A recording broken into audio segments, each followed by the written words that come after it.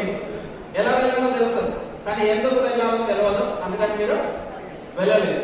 So అదే వ్యక్తి ఇక్కడికి వచ్చి ఈ రోజు సాయంత్రం 6 గంటల వరకు మీరు తిరుపతి ఫలానా వెస్టేజ్ ఆఫీస్కి వెళ్తే లేడీస్కి అయితే 7 వారాల నగలు ఇస్తారు, జెంట్స్ అయితే ఒక 80 లక్షల రూపాయలు ఇస్తారు. ఇప్పుడు ఎంతమంది వెళ్తారు? 80 లక్షలు వచ్చినా చేయొచ్చు. ఎలాగా హ్యాండ్ చేయొచ్చా? 80 లక్షల కంటే ఎక్కువ ఉందా మీ దగ్గర డబ్బు? మరి ఎందుకు పోరా? సో అంటే ఇప్పటికి ఇంతవరకు ఇప్పటికి ఏం తేడా ఉంది? ఇంతవరకు ఎలా వెళ్ళాలో తెలుసు, కానీ ఎందుకు వెళ్ళాలో తెలియదు.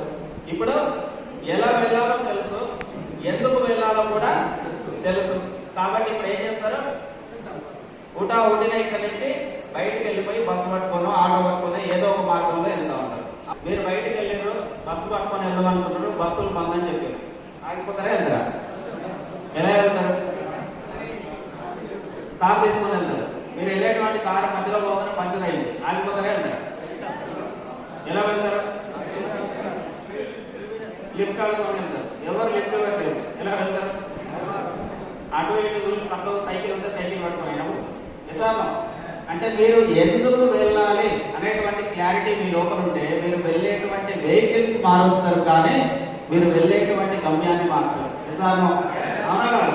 ఈ వెస్టేజ్ బిజినెస్ లో కూడా ఎందుకు చేయాలి అనే స్పష్టత మీ లోపల ఉంటే మీరు వెళ్ళేటువంటి విధానాన్ని మారుస్తారు, మీరు ఉపయోగించేటువంటి ప్లాన్ మారుస్తారు, కానీ మీ గమ్యాన్ని మార్చరు.